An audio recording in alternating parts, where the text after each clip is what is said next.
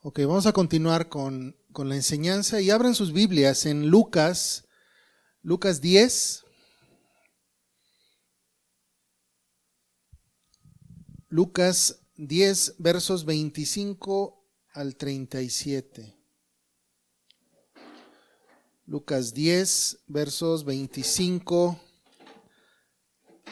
al 37.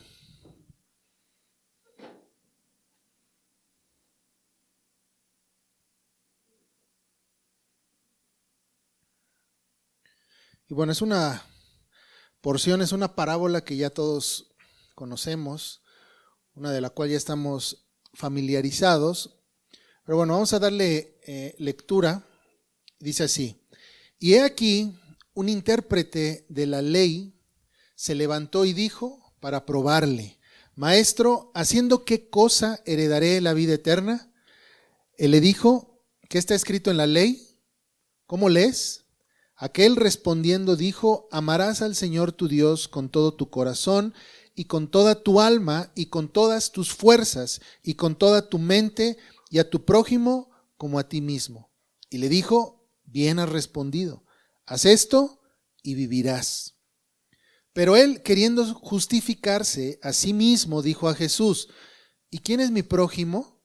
Respondiendo Jesús dijo: un hombre descendía de Jerusalén a Jericó y cayó en manos de ladrones, los cuales le despojaron e hiriéndole se fueron, dejándole medio muerto.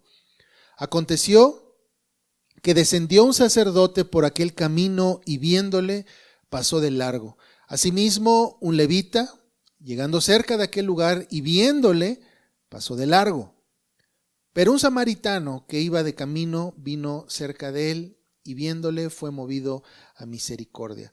Y acercándose, vendó sus heridas, echándoles aceite y vino, y poniéndole en su cabalgadura, lo llevó al mesón y lo cuidó de él. Otro día, al partir, sacó 2 denarios y los dio al mesonero y le dijo: cuídamele, y todo lo que gastes de más, yo te lo pagaré cuando regrese. ¿Quién, pues, de estos 3 te parece que fue el prójimo del que cayó en manos de los ladrones? Él dijo: el que usó de misericordia con él. Entonces Jesús le dijo: ve y haz tú lo mismo. Bueno, vamos a orar. Padre, te damos gracias por tu palabra y gracias, Señor, porque pues podemos aprender, podemos ser guiados e instruidos acerca de cómo es que debemos vivir, cómo es que debemos mostrar y reflejar tu luz a los hombres. Bendícenos, Padre, en esta hora, bendice el tiempo aquí juntos, meditando en tu palabra, que esta venga a ser a nosotros alimento, Señor, que nos dé vida, que nos haga caminar en santidad, que nos haga, Señor, honrarte y glorificarte, mi Dios, a través de la aplicación de esta, Señor. Bendícenos y haz que seamos sabios, oidores y hacedores de tu palabra. En el nombre de tu Hijo oramos. Amén. Muy bien, pues este sin duda es uno de los pasajes más conocidos, no solamente por creyentes, sino incluso también por incrédulos. De hecho, alguien que no haya escuchado completa esta parábola, seguramente ha escuchado el término buen samaritano. ¿Sí? Incluso alguien que no sabe nada acerca de esto ha escuchado, ¿verdad? Esta frase de: mira, es un buen samaritano, ya llegó un buen samaritano, ¿no? Haciendo alusión a ¿qué? A una persona que, pues, de un buen corazón, tal vez. Pero en lo personal, esta parábola se ha vuelto una de mis preferidas una vez que entendí un poco acerca de la ley de Dios, porque todo lo que leemos aquí, ¿sí? Todo lo que leemos acerca de esta parábola tiene que ver sí o sí con la ley de Dios. Y lo que lo hace maravilloso es que es la ley de Dios aplicada. Hay muchos conceptos, hay muchas doctrinas que podemos aprender acerca de Dios, acerca de la Biblia, pero solo aquellas que son realmente prácticas son las que se vuelven importantes y vitales para nosotros. Una parábola seguramente con un mensaje muy claro. De hecho, con el simple hecho de que tú la leas, ya sabes de qué trata, sabes cuál es el mensaje que se nos quiere dar. Pero algo que es curioso, sobre todo con enseñanzas fáciles de entender, con cosas que ya hemos digerido, que ya hemos escuchado muchas veces, que podemos incluso decir, ya me lo sé, ya sé de qué trata. Curiosamente son los pasajes más complicados para aplicar. Entre más claro sea algo en la Biblia, más difícil se vuelve para nosotros, ¿verdad? Aplicar. Nos gusta, al parecer, pues estas doctrinas complicadas, estas doctrinas que tienen incluso ahí su tema de controversia, para decir, mira, yo aplico de esta manera y yo lo hago de esta otra, yo lo entendí así. Pero las cosas que son muy claras y que no nos dan lugar a interpretaciones privadas son las cosas que más nos cuestan aplicar. Y esta parábola es una de estas cosas. De hecho, la parábola comienza con una conversación entre Jesús y un intérprete. Verso 25 comienza diciendo, y he aquí un intérprete de la ley se levantó y dijo para probarle, Maestro, ¿haciendo qué cosa heredaré la vida eterna? ¿Recuerdas que lo último que vimos la semana pasada era sobre cómo Jesús había llamado bienaventurados a sus discípulos? ¿Por qué? ¿Recuerdas? Porque ellos habían escuchado y habían visto cosas que los profetas, que los antiguos solamente añoraron ver y añoraron escuchar, porque ellos simplemente por medio de sombras, por medio de imágenes, es que podían imaginarse lo que sería la realidad en Cristo. Pero estos discípulos ya estaban escuchando del mismo Señor estas enseñanzas, estaban viendo con sus propios ojos las maravillas que Jesús estaba haciendo. Y es por eso que Jesús les dice, ustedes son unos bienaventurados, son unos privilegiados porque están escuchando y porque están viendo cosas que otros en otro momento solamente imaginaron. Eso es lo que nosotros vimos la semana pasada. En esta porción, casi a manera de contraste, dice Lucas que se levantó un intérprete de la ley. Fíjate, Jesús venía hablando en versículos anteriores de cómo a Dios, según lo que acabamos de meditar sobre la soberanía de Dios, ¿recuerdas? Jesús dice, Señor, me gozo en el Espíritu porque a ti te plació revelar todas estas cosas. ¿A quién? A los que tú quisiste, a los niños. ¿Y se las escondiste a quién? A los sabios, a los intelectuales, ¿verdad? Las escondiste de ellos y te plació dársela a los niños o revelarla a los niños. Y es por eso que lo menciono, porque a manera de contraste es que aquí Lucas inserta este pasaje donde dice que de repente se levantó ¿quién? Un intérprete de la ley. Ahora, la palabra intérprete, que viene aquí en tu Biblia, pienso que no hace justicia a lo que quiere enseñar realmente el pasaje. La palabra en el griego que ocupa aquí es nómicos, que proviene de la raíz nomos. ¿Recuerdas qué significa nomos? Nomos es ley. Teonomía habla de ley de Dios. Antinomiano habla de alguien que está en contra de la ley. Entonces un nómicos, esta palabra viene de esta raíz nomos, que es ley. Así que este intérprete que menciona Lucas, este nómicos, es en realidad un experto en la ley. En nuestros términos podríamos decir que es un abogado. Y cuando nosotros hablamos de abogados, pensamos en términos ya muy humanistas, ¿verdad?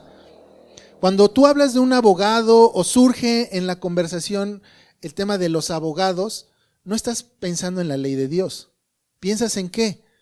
En la ley del hombre, ¿verdad? En los juzgados, ¿verdad? Del hombre, en los juicios, ¿verdad? Humanos. No piensas en la ley de Dios. Es casi imposible pensar o hacer esta unión de un abogado y la ley de Dios. Pero al hablar de un abogado dentro de la cosmovisión hebrea, era pensar siempre en un hombre que domina la ley de Dios. Si un hebreo hablaba de alguien que ejercía esto, ¿verdad? Que era un experto en la ley, era un intérprete en la ley, un abogado en este sentido, estaba hablando de alguien que usaba la ley de Dios como su herramienta de trabajo. Recordemos que la ley de Dios para el hebreo no solamente regulaba el comportamiento, las cuestiones morales, cómo es que debemos comportarnos unos con otros, como es lo que hacemos ahora, ¿verdad? Hablamos de la ley de Dios y muchas veces pensamos que solamente se refiere a qué, a ver cómo tratamos entre nosotros, cómo es que debemos llevar nuestra casa, cómo es que debemos llevar el culto en la iglesia, todo lo que tiene que ver respecto a la iglesia y lo que sucede dentro de las paredes de la iglesia es lo que le concierne a la ley de Dios. Pero no, para el hebreo la ley de Dios no solamente abarcaba estos asuntos, sino también cuestiones de índole civil. La ley de Dios regulaba también cómo debían comportarse los reyes, cuáles eran las leyes respecto incluso a la guerra, qué pasaba si venía algún extranjero, lo dejas pasar, le impides el paso, qué se tiene que hacer. La ley de Dios regulaba todos estos aspectos, no solamente los aspectos eclesiásticos o morales, sino toda la vida. Entonces, este abogado que presenta Lucas es una persona que domina la ley en todos estos aspectos. Así que este hombre, ¿sí?, no era un abogado que no tenía idea de la ley bíblica, sino que es un experto. Es por eso que digo que la palabra intérprete tal vez no le hace justicia, porque tú piensas en un intérprete y tal vez es alguien que pues te puede descifrar algo, ¿verdad?, respecto a la ley. Pero ya cuando hablas en términos legales, ¿verdad?, jurídicos, es un abogado, es un experto en la ley, cambia un poco el panorama. En verso 1 nos dice que este hombre se levantó, ¿con qué intención? Para probarle, dice. Y le hizo una pregunta: ¿haciendo qué cosa heredaré la vida eterna? Y aquí, por favor, no hay que pensar que este hombre se levantó con una pregunta genuina. Jesús, ¿realmente me interesa heredar la vida eterna? ¿Qué hay que hacer? Esta no fue su intención para nada. Como dice Lucas, este hombre se levantó, ¿para qué?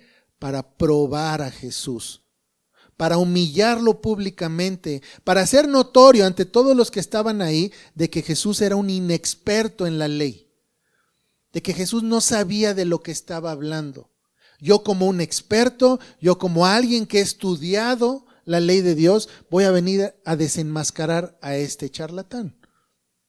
Lo voy a probar para que vean que todo lo que dicen no es cierto. ¿Y quién mejor que un experto? Que alguien que realmente domina la ley.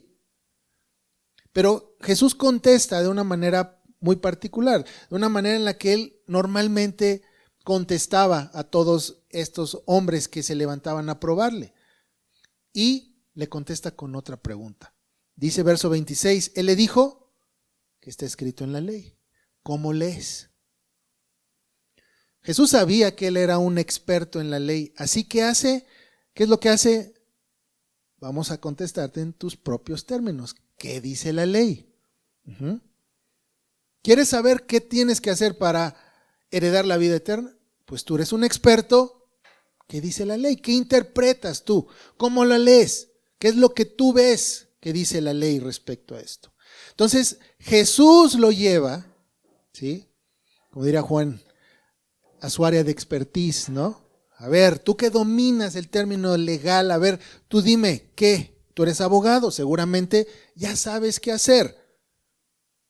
Y dice verso 27, aquel respondiendo dijo, Amarás al Señor tu Dios con todo tu corazón y con toda tu alma y con todas tus fuerzas y con toda tu mente, y a tu prójimo como a ti mismo. Eso es lo que decía la ley. Entonces este abogado está citando Deuteronomio 6:5 y Levítico 19:18. Se está yendo a la ley para contestar esto. Y Jesús dice en verso 28, bien has respondido. Es eso. Haz esto y vivirás. ¿Qué es lo que hace Jesús? Lo lleva a la ley. Tú contéstame. Responde y dice, no hay más que agregar. Es esto. Y creo que es un pasaje bastante contundente para aquellos que niegan la validez de la ley bíblica para nuestros días. Aquellos que dicen, no, la ley de Dios ya quedó atrás, la ley de Dios no tiene aplicación, fue para otro tiempo, fue para Israel, no tiene nada que ver con nosotros porque nosotros estamos bajo la gracia y ya no aplica la ley. Creo que este es un pasaje contundente que afirma que la ley de Dios es válida para nuestros días. Jesús mismo está diciendo que aplicando la ley, todo hombre puede ¿qué? Vivir. Ahora, obviamente no podemos cortar este pasaje y decir, ya ves, hay que guardar la ley para ser salvos. No estamos hablando de esto. No es de que un hombre pueda ganar su salvación, no es de que un hombre pueda ganar, ¿sí?, la vida eterna por medio de cumplir los mandamientos. Sino que lo que estamos viendo aquí es que la obediencia a la ley de Dios es evidencia de que hemos sido nacidos de nuevo. ¿Sí ves la diferencia? No es que tú ganes por medio de obras tu salvación, sino que tus obras hacen evidente que ya eres una persona regenerada o nacida de nuevo. ¿Recuerdas lo que dice la carta de Santiago? Que dice, ¿quieres que yo vea tu fe? Pues muéstrame tus obras. O sea, son dos aspectos inseparables, las obras y la fe. Una persona que te diga que es muy espiritual, que tiene mucha fe, pero que no haga obras, que no manifieste esa fe por medio de obras, dice Santiago, es una fe muerta. La fe viva es una fe que va acompañada de las obras. Y muchas veces pensamos que, bueno, que necesitas, ¿verdad?, una para que sea y se dé la otra, sino que la fe y las obras son dos caras de la misma moneda. Tú tienes fe, tienes obras. No tienes fe, no tienes obras. Así de unidas están. Son dos caras de la misma moneda. Jesús dice, por sus frutos los vas a conocer. ¿Por qué? Porque va unida la fe y las obras. Entonces lo que está diciendo aquí, sí, es esto. Haz estas cosas, ama a Dios con todo tu ser, ama a tu prójimo como a ti mismo y vas a vivir. Porque esto mismo es evidencia de que tú eres un nacido de nuevo. Entonces esto es principalmente para que nosotros no nos engañemos, ¿sí?, pensando que podemos nosotros, ¿sí?, decir que somos cristianos y que tenemos fe, pero no hacemos buenas obras. Eso sería una mentira, sería una contradicción. Sería lo que dice Santiago, una fe muerta. Pero un cristiano de verdad es alguien que practica esa fe. Es por eso que Santiago le llama una fe viva.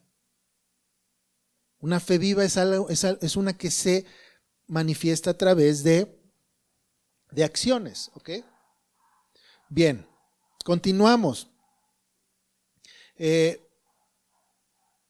Entonces, en este primer encuentro, vemos que Jesús sale victorioso, ¿verdad? No cayó en la prueba de este abogado.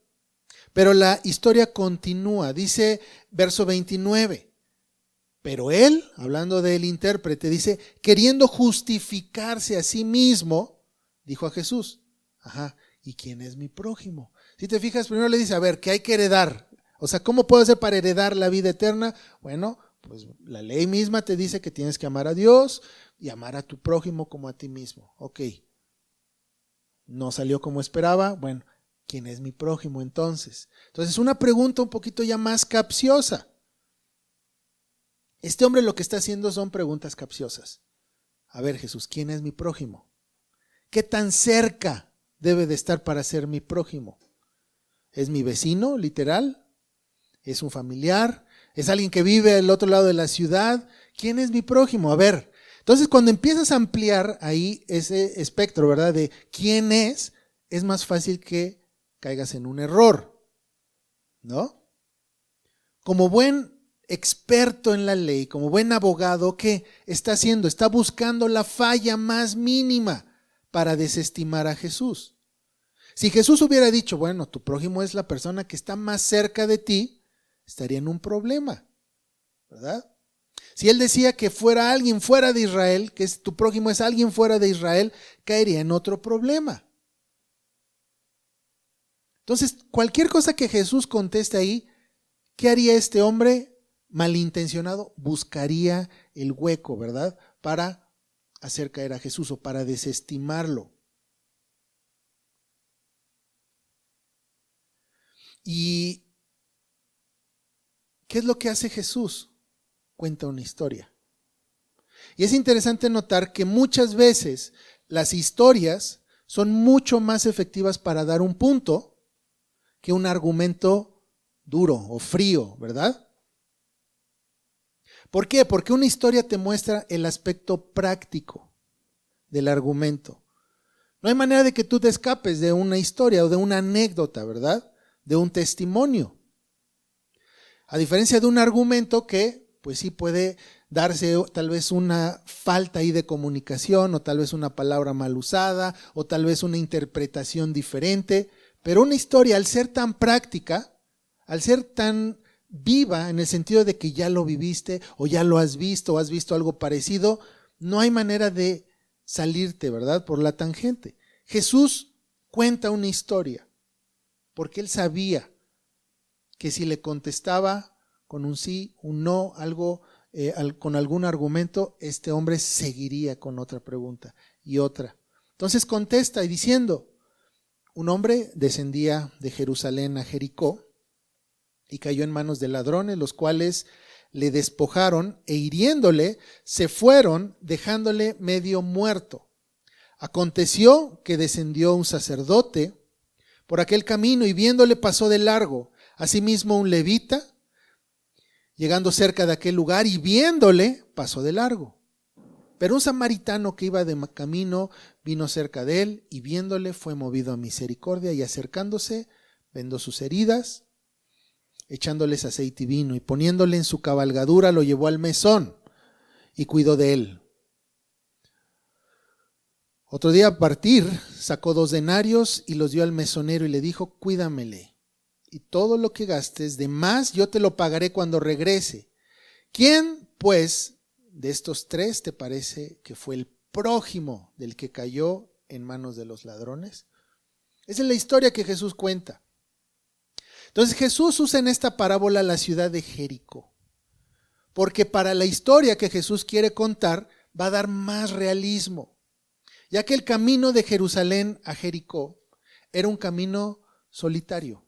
Era un camino, si bien transitado, era un camino obligado, era un camino solitario y se prestaba mucho para los asaltos, para cometer robos. Imagínate como si en la historia, para que más o menos entendamos, te digo, mira, un hombre descendía desde Amalucan hasta Clavijero. Tú ya sabes cómo va a acabar esa historia, ¿no?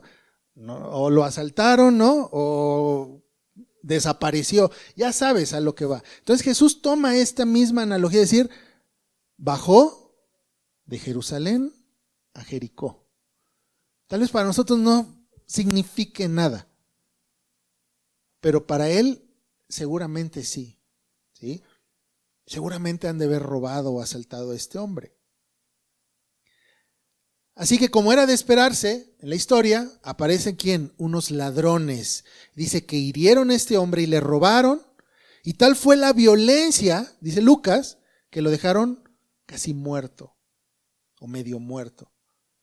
Ahora, lo que no debemos de pasar por alto es que Jesús no idealiza una supuesta situación, sino que retrata la realidad de la vida, donde un hombre puede ser asaltado, y no solamente eso, sino que incluso puede perder la vida. Entonces Jesús retrata en su historia la maldad y la injusticia en un mundo, que es lo que vivimos. Y dice en su historia que aconteció que descendió también un sacerdote. Les digo que este era un camino muy concurrido para los sacerdotes también, porque ministraban tanto en Jerusalén y Jericó. Dice que un sacerdote descendió y viéndole pasó de largo. Lo mismo con un levita. Llegando de ese lugar, dice que lo vieron y decidieron pasarse de largo. Ahora, no nos dice que este primer hombre, cuál fue la razón, el motivo por el cual pasa de largo. Muchos han especulado, muchos estudiosos dicen, bueno, es que como parecía muerto, parecía que era un hombre muerto, pues un sacerdote al querer ayudarle, pues se contaminaría y ya no podría llevar a cabo sus funciones. Entonces unos dicen, bueno, tal vez lo dejó porque dice, bueno, pues esto ya no hay nada que hacer, está muerto, pues continuó, ¿verdad? Otros dicen que tal vez fue por temor. Posiblemente están ahí los asaltantes, entonces me sigo derecho. No lo sabemos, son especulaciones. Nos dice Lucas que también pasó por ahí un levita, y podemos pensar que tal vez un levita y un sacerdote son lo mismo, pero no necesariamente. Lo que sí podemos concluir es que ambos tenían un trabajo en el templo. Podríamos decir que eran hombres con cierta reputación dentro de la comunidad hebrea. Podríamos pensar de entrada que son hombres religiosos. Y al ser hombres religiosos, de tener entendimiento de la ley de Dios, ellos se detendrían al atender a un hombre, o por lo menos, tal vez no atenderlo, sino ver qué pasa, ¿verdad? Acercarse, ver si estaba bien. Pero la historia nos dice que pasaron de largo. En esto vemos una clara violación a la ley de Dios. A pesar de que eran hombres que estaban de alguna manera en contacto con el aspecto ceremonial de Israel, violan la ley de Dios. Y de una manera terrible. Deuteronomio 22, verso 4 dice: si vieres el asno de tu hermano o su buey caído en el camino, no te apartarás de él, le ayudarás a levantarlo. Éxodo 23, 4 dice: si encontrares el buey de tu enemigo o su asno extraviado, vuelve a llevárselo. ¿Qué es lo que estaba mandando la ley de Dios en esto? Esto es referente a quién, a una bestia. No solamente de un hermano, sino incluso de un enemigo. Si encuentras al buey de tu enemigo o su asno extraviado, vuelve a llevárselo. La ley de Dios te dice que no debes de ser ajeno, tu actitud no debe ser ajena a lo que está sucediendo. Sea tu amigo, sea tu hermano, sea tu familiar o sea tu enemigo, la ley te obliga a ¿qué? Ayudarle. Esta fue una grave transgresión a la ley de Dios. Este hombre que estaba ahí tirado no era un extranjero, no era un enemigo, sino era uno de los suyos. Así que la ley mandaba ayudar, mandaba ayudar al animal de tu extranjero o del extranjero, de tu enemigo, cuanto más no a alguien que es parte de tu comunidad o a tu hermano mismo. Estos dos hombres, quienes según el estatus social eran hombres conocedores de la ley o que tenían que ver con el aspecto religioso, estaban transgrediendo la ley de Dios abiertamente. Así que podemos también especular un poco acerca de qué tipo de fe practicaban estos hombres. Una fe pietista, una fe privada solamente, una fe la cual se activa solamente cuando hay alguien viéndote o se activa cuando estás dentro de las cuatro paredes, ¿verdad? Del templo o de la iglesia, pero que no tiene nada que ver con el mundo, no tiene nada que ver con ayudar al prójimo. Esa es la fe de estos hombres. Yo soy muy santo dentro de este ámbito religioso. Cuando hay otros sacerdotes, cuando alguien viene a pedir consejo, cuando estamos dentro de alguna actividad de la iglesia, soy el hombre más santo. Pero una vez que salgo de ahí, la vida, el mundo, no me importa. Y me puedo seguir de largo. Puedo ver, como dice aquí, ver y decidir seguir de largo. Es una fe pietista. Es una fe que hace daño. Y aquí es donde podemos nosotros reflexionar un poco. ¿Cómo es nuestra fe? ¿Nuestra fe es parecida a la de estos hombres? Que mientras toque temas religiosos, temas de la Biblia, temas de la iglesia, bueno, me comporto de cierta manera, ayudo, soy el más servicial de todos, pero una vez saliendo ya me vuelvo la persona más indolente, ¿verdad? Veo que hay necesidad y no hago nada, ya sea un creyente o ya sea alguien que ni siquiera cree. Porque la ley nos manda incluso a los enemigos, ¿verdad? Mostrar misericordia incluso hacia los enemigos. ¿Tu fe o has pasado en alguna situación donde te has seguido de largo al ver la necesidad de alguien? O sea, ¿te podrías identificar con el sacerdote, con el levita? ¿O no? Digo, es una cuestión para reflexionar. Pero bueno, continuemos. Lucas, verso 33. Dice, pero un samaritano que iba de camino vino cerca de él y viéndole fue movido a misericordia. Ahora, ¿recuerdas que un samaritano a los ojos de los judíos era un hombre despreciable? Un enemigo. Culturalmente era un enemigo de los judíos. No había un terreno común entre un judío y un samaritano.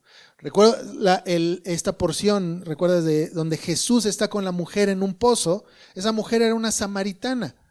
Y ella cuando se da cuenta que Jesús es judío dice, y tú me hablas a mí, o sea, tú me diriges la palabra porque sé que entre nosotros no hay un terreno común. Somos enemigos. Ni nosotros los queremos, ni ustedes nos quieren. Entonces estás hablando aquí en esta historia de un hombre que culturalmente era un despreciable para ellos. Para los oídos de este experto en la ley, de este abogado al cual está Jesús dando esta historia, el samaritano era alguien despreciable. Pero dice que pasó un samaritano y que movido a misericordia se acercó y vino a este hombre. Y es importante notar que la diferencia entre los dos hombres que siguieron de largo y este samaritano, ¿qué fue lo que cambió? Fue algo interno lo que los diferenció. Dice que uno fue movido a misericordia. Los otros vieron y se siguieron. Podemos hablar de un tema del corazón. Tú puedes ver una necesidad, puedes ver a alguien, ¿verdad? En una condición que pide ayuda y seguirte de largo. Pero este hombre dice que lo vio y se movió a misericordia. Fue movido a misericordia y ¿qué fue lo que ocasionó en él? Que se acercara. Ahora es importante notar que la misericordia es la marca de un nacido de nuevo. Cuando tú dejas de pensar en solamente tu beneficio y empiezas a entender que el mundo no gira a tu alrededor y que necesitas servir a otros, es cuando te das cuenta que tienes esa marca, ¿verdad? De un nacido de nuevo. Ahora, esta actitud no fue ocasional. Fue algo que ya era un distintivo en la vida de este samaritano, de ser un hombre regenerado. ¿Por qué? Porque esta es la actitud de nuestro Padre Celestial. El Salmo 103, verso 13, dice, como el Padre se compadece de los hijos, se compadece Jehová de los que le temen. Lucas 6:36 dice, sed pues, ese es un mandato, sed pues misericordiosos, como también vuestro Padre es misericordioso. Entonces esta actitud del samaritano no era una actitud pues así que se dio por casualidad y que lo vio tan lastimado que sintió feo y actuó. No, vamos a ver por qué no, sino fue una actitud de ¿qué? De haber sido movido a misericordia. Había algo en él que fue diferente a los otros dos.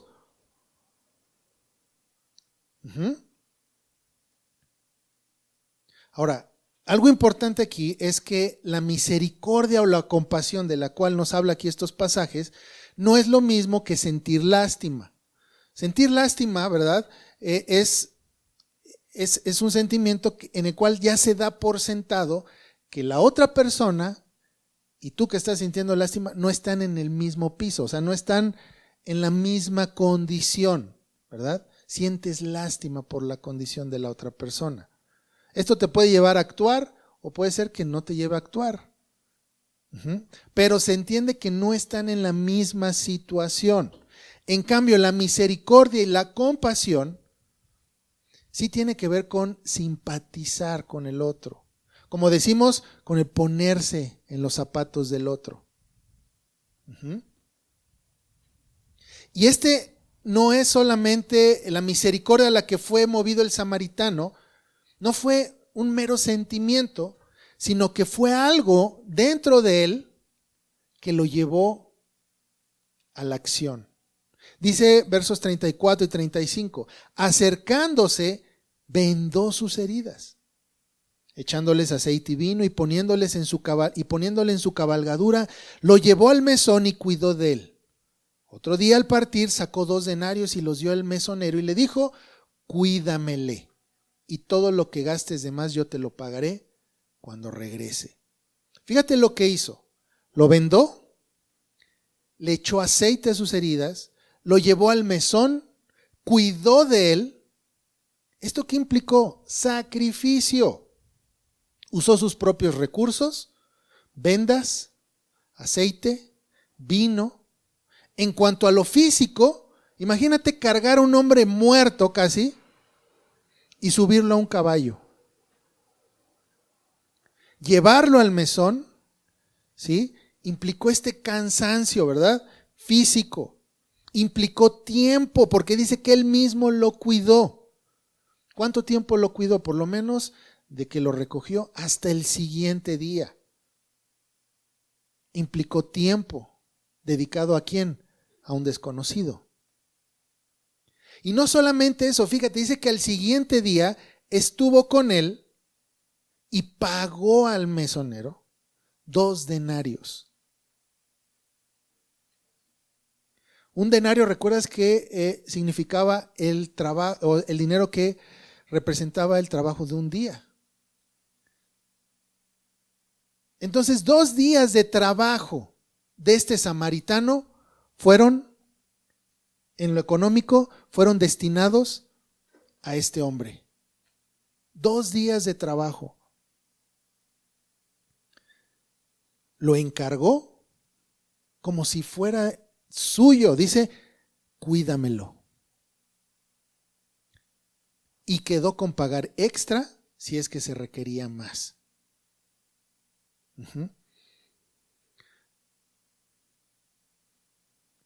Entonces estos 2 denarios no solamente cubrían ese tiempo que estuvieron ahí, sino seguramente cubrirían un extra. Muchas veces incluso un saludo nos cuesta ceder, ¿verdad? Aquí vemos el estándar del reino. ¿Quieres saber cómo actúa un cristiano? Repasa esta historia. Las veces que sean necesarias hasta que te quede claro cuál es la ética del cristiano. Imagínate qué pasaría si todos los cristianos, no nos vayamos lejos, de la ciudad de Puebla, comenzamos a actuar como este samaritano. ¿Tú piensas que pasaríamos desapercibidos? No. Podría incluso asegurar que el sistema de bienestar social se cae. Con el simple hecho de que tomemos esta actitud de ayudar al prójimo y de sacrificar un poco. Pero muchas veces no queremos ni siquiera hacer eso. Muchas veces nos cuesta incluso, como les dije, ceder un saludo, ceder una llamada, ceder un buen gesto, ¿verdad? Nos cuesta. ¿Por qué? No, es que me cae mal, es que no, por esto y ponemos trabas, ¿verdad? Y nos parecemos más a estos levita y el sacerdote que siguieron de largo, que vieron y decidieron seguirse de largo. Pero el samaritano nos muestra otra, ¿verdad? Otra cara de cómo debemos comportarnos. De ayudar, pero no solamente ayudar y decir, bueno, te voy a ayudar hasta donde me sea cómodo, que ese es otro aspecto, ¿verdad? ¿Qué hubiera sido? Pues te ayudo, veo que tienes, te vendo, pues es con lo que traigo aquí, pues ya te dejo encargado con alguien y me voy. Pero lo que hizo este samaritano fue un sacrificio que implicó sacrificio físico, de tiempo, económico, ¿sí? Entonces, esto es lo que se requiere. Jesús, volviendo a la historia, dijo a este experto en la ley, ¿quién pues de estos tres, experto en la ley, quién de estos tres, según lo que tú me acabas de decir, según la ley que me acabas de citar en Deuteronomio y Levítico, según todo lo que tú sabes, ahora evaluemos esta historia? Por eso les decía que una historia es casi imposible, ¿verdad? De llegar a una conclusión en cuanto moral y ética o escapar de esta conclusión. Ok, entonces, según lo que tú me dijiste, según tu experiencia y escuchando esta historia práctica, ¿quién es el prójimo? Y él dijo, el que usó de misericordia con él. Entonces Jesús le dijo, ve y haz tú lo mismo. Ahora, qué gran lección dio Jesús de querer ser engañado, de querer ser, pues, de alguna manera humillado y expuesto. Termina dando una lección por medio de una historia, ¿sí? No solamente salió bien librado de las malas intenciones de este intérprete, sino que llegó al corazón del asunto y terminó siendo instruido por Jesús. Ahora, esta parábola nos enseña las bases de la ley de Dios. Si quieres saber cómo debes actuar como cristiano, aquí está la respuesta. Siempre hay necesidad. ¿Recuerdas que Jesús mismo dijo que a los pobres siempre los vamos a tener entre nosotros? ¿Por qué? Porque esas son oportunidades que tenemos de mostrar este carácter. Siempre va a haber gente en necesidad. Y no necesitas irte a Somalia o a algún país así, ¿verdad? Para ver gente en necesidad. Gente dentro de tu misma comunidad o de tu familia tiene necesidad y tienes que actuar de esta manera.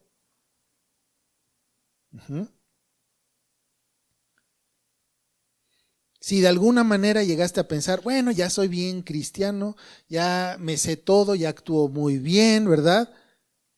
Te invito a que leas nuevamente esta parábola y que te evalúes en términos de la ley de Dios. Porque es muy fácil evaluarnos cuando nos comparamos con otra persona, ¿verdad? No, pues yo soy más cristiano, me sacrifico mucho más que él o que ella, ¿verdad?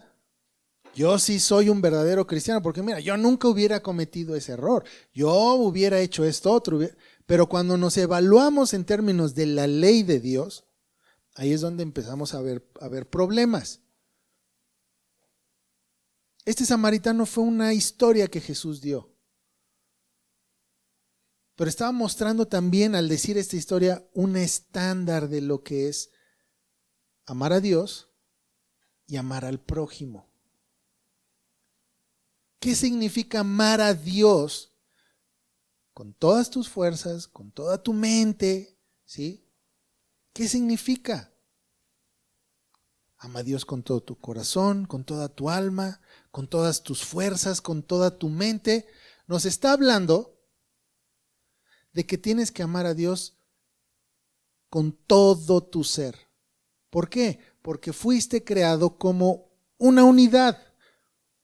No fuiste creado como espíritu y aparte cuerpo y aparte fuerzas. No, sino todo esto que menciona el pasaje es parte de tu ser. Si tú dices, bueno, yo voy a adorar a Dios con mi mente, con mi intelecto, pero tal vez con mis fuerzas no se puede, es imposible. Si tú dices, bueno, voy a amar a Jesús, ¿sí? Con todo mi corazón, con todo lo que yo siento, pero tal vez con mis acciones, con mis fuerzas, no le estás amando. El mandamiento es ama a Dios con todo lo que eres, todo lo que haces, todo lo que tienes, con todo lo que eres tú y representas, con eso ámale. O sea, obedécele. Y termina diciendo, y ama también a tu prójimo como a ti mismo. Entonces no solamente es ama a Dios, sino también a tu prójimo. Jesús mismo dijo, en esto resumimos toda la ley. Si tú haces esto, si tú te enfocas en hacer esto, en amar a Dios con todo lo que eres, con todo lo que tienes, con todo lo que haces, con todo lo que hablas, piensas, y amas a tu prójimo, y te sacrificas y sirves a tu prójimo, ¿sí? Ya has guardado toda la ley. Eso es, ya guardaste toda la ley. Es por eso que está diciendo que así es como heredamos la vida eterna. Porque hemos sido regenerados, tenemos un corazón nuevo y este corazón nuevo y el Espíritu de Dios en nosotros nos mueve a hacer todas estas cosas. Ahora, si tú dices, bueno, yo amo a Dios con todo mi ser, con todos mis bienes, con toda mi mente, mi boca, con todo lo amo, pero no amo a mi prójimo, estás violando la ley también. Se está violando la ley. O como aquellos que dicen, yo no necesito ser cristiano para ser buena persona. Están diciendo, bueno, yo puedo amar a mi prójimo sin amar a Dios. No se puede. Si vas a amar a Dios, implícitamente significa amar al prójimo. Los 10 mandamientos son 2 tablas que tienen que ver con el amor hacia Dios y el amor hacia el prójimo. Si tú rompes uno de los mandamientos, ya rompiste toda la ley.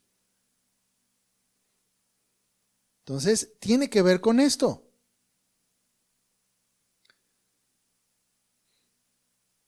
Y esto es importante para nosotros, para que entendamos que la ley de Dios es útil. Cuando nosotros estudiamos las leyes de caso, cuando nosotros vamos a Levítico, Deuteronomio, ¿verdad? Y empezamos a leer todas estas leyes de caso y aplicaciones de la ley de Dios, ¿nos sirven para qué? Para poner en práctica el amor al prójimo. Esa ley que decía que tenemos que los judíos tenían que poner un barandal en sus tejados, tenía como principio cuidar y preservar la vida del prójimo, para que no fueran a caer y se fueran a matar o a hacer daño. Ese mismo principio lo podemos aplicar en nuestras vidas, ¿verdad? ¿Qué hacemos, por ejemplo, cuando hay una situación de peligro? Ponemos algún anuncio, cerramos ahí algunas puertas, o ¿qué hacemos para proteger la vida del prójimo? Es la ley aplicada, amar al prójimo. Pablo dice en Romanos 13, también, que la ley no hace mal al prójimo, sino que el cumplimiento de la ley es el amor. Es eso. Así amamos al prójimo, guardando los mandamientos, ¿sí? No codiciando, no tomando lo que no es nuestro, ¿verdad? No hablando mal de otros, promoviendo su buen nombre. Eso es lo que hacemos constantemente. Eso es amar al prójimo. Ahora, esta situación que vemos aquí del camino de Jericó a Jerusalén es una situación hipotética. Ese camino puede ser cualquier aspecto de tu vida o en cualquier situación de tu vida, ¿verdad? En la que te encuentres en una posición en la que tienes que ayudar a otro o que ves a alguien en necesidad. ¿Sí? Eso es lo que nos está animando este pasaje a practicar. Entonces, como les dije, son pasajes que podemos decir, ya me lo sé, ya lo escuché, ya lo leí, ya lo he meditado, ya lo escuché con fulanito o con fulanito y ya me lo sé de memoria. Pero al ser tan claro, se vuelve muy complicado para llevar a cabo. Pero eso es lo que requiere el Señor de nosotros. Entonces, vamos a orar y que nos dé de su espíritu para practicarlo. Señor, te damos gracias por tu palabra y Señor, gracias porque pues no nos dejas y nos sigues enseñando a través de estas parábolas en las que pues tú pones y nos enseñas cuál es el estándar de vida para nosotros creyentes, qué es lo que tú esperas y demandas de nosotros, que te amemos con todo nuestro corazón, nuestra mente, con nuestras fuerzas, y que de la misma manera amemos a nuestro prójimo como a nosotros mismos, Señor. Sabemos que cuidando esto, Señor, hemos guardado la ley. Y sabemos que la ley no hace mal al prójimo, sino que es el cumplimiento del amor, la aplicación de la misma. Te pedimos, Señor, que nos ayudes a tener corazones sensibles para que sean movidos a misericordia cuando tengan que ser movidos a misericordia, que no seamos ajenos ni indiferentes a la necesidad de nuestros familiares, de nuestros hermanos, de incluso aquellos que nos han hecho daño, aquellos que han hablado mal de nosotros. No permitas, Señor, que el orgullo, no permitas que el pecado oscurezca y nuble, Señor, este sentido de misericordia hacia el prójimo y de amor. Te pedimos, Padre, que nos ayudes con esto porque es algo difícil, porque peleamos directamente con nuestro pecado y con nuestra carne, con nuestros deseos pecaminosos de hacer nuestra voluntad, Señor. Ayúdanos con esto porque sabemos que esto te agrada y que esto sin duda, Señor, será un distintivo de nosotros como creyentes ante los ojos del mundo. Te damos gracias, Padre, por este tiempo en el nombre de tu Hijo amado Jesús. Amén.